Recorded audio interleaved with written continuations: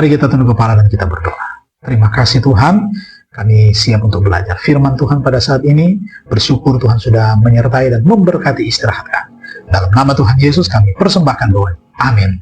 Renungan kita pada saat ini berjudul Hubungan Karunia Roh dengan Alkitab bagian 2. Ayat tema, dan Allah telah menetapkan beberapa orang dalam jemaat. Pertama sebagai rasul, kedua sebagai nabi, ketiga sebagai pengajar. Selanjutnya mereka yang mendapat karunia untuk mengadakan mujizat, untuk menyembuhkan, untuk melayani, untuk memimpin, dan untuk berkata-kata dalam bahasa roh. 1 Korintus 12 ayat 28. Nah, Christian Connection memberi dampak besar pada gerakan awal Adventisme hari Sabat, termasuk pandangannya tentang karunia-karunia rohani. Nah, kita mempelajari pandangan para penganut Christian Connection mengenai topik ini melalui tulisan William Kincaid, yang lahir tahun 1783. Salah seorang teolog terkemuka dalam gerakan ini, Kincaid, menulis pada tahun 1829 bahwa pada masa mudanya, ia menolak menyebut dirinya dengan nama apapun selain orang Kristen, dan bahwa ia tidak akan menjadikan buku apapun sebagai standarnya selain Alkitab. Dalam hal keagamaan, ia tentu saja memahami bahwa otoritas tertinggi adalah Alkitab.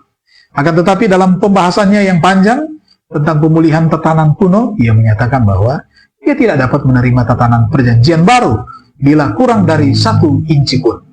Ia berpendapat bahwa pada pusat tatanan perjanjian baru terdapat karunia-karunia roh, termasuk karunia bernubuat dan ditata dalam tempat-tempat seperti 1 Korintus 12 ayat 8-31, Efesus 4 ayat 11-16. Nah, kehadiran karunia-karunia roh di gereja adalah tatanan yang ada sejak zaman kuno. Setiap orang yang menentangnya berarti menentang kekristenan primitif. Bila ada yang mengatakan bahwa Allah lah yang menyebabkan karunia-karunia ini berhenti, maka ia sama saja dengan mengatakan Allah telah menghapuskan tatanan gereja perjanjian baru. Karunia-karunia ini merupakan tatanan yang sudah ada sejak sedia kala. Kincaid berpendapat bahwa karunia-karunia itu bukanlah karunia sementara yang berakhir pada zaman para rasul. Sebaliknya, karunia-karunia ini sebagaimana ditetapkan dalam kitab suci menjadi bagian dari pelayanan Injil, sebagaimana apa adanya dalam perjanjian baru. Teologi perjanjian baru William Kincaid tentang kekekalan karunia roh dalam konteks Alkitab sebagai satu-satunya sumber otoritas adalah penting untuk memahami Adventisme hari ke-7 yang mula-mula karena 2 dari 3 pendiri denominasi tersebut aktif dalam Christian Connection. Nah, James White dan Joseph Bates memasuki Adventisme Sabat dari sebuah gerakan yang berpegang pada Alkitab sebagai satu-satunya penentu iman dan tindakan serta keberlangsungan karunia roh. Nah, keseimbangan yang baik antara keduanya tercermin dalam tulisan-tulisan James White yang memberikan corak bagi fungsi yang tepat dari karunia-karunia roh di gereja.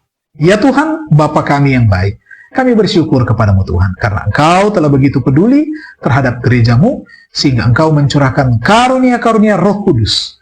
Nah, bantulah kami agar lebih bijaksana dalam menggunakan karunia-karuniamu. Mari kita berdoa.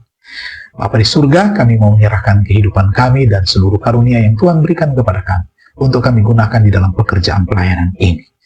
Hari yang baru ini, berkat surga akan menjadi bagian semua umat-umat Tuhan yang sudah beribadah bersama-sama.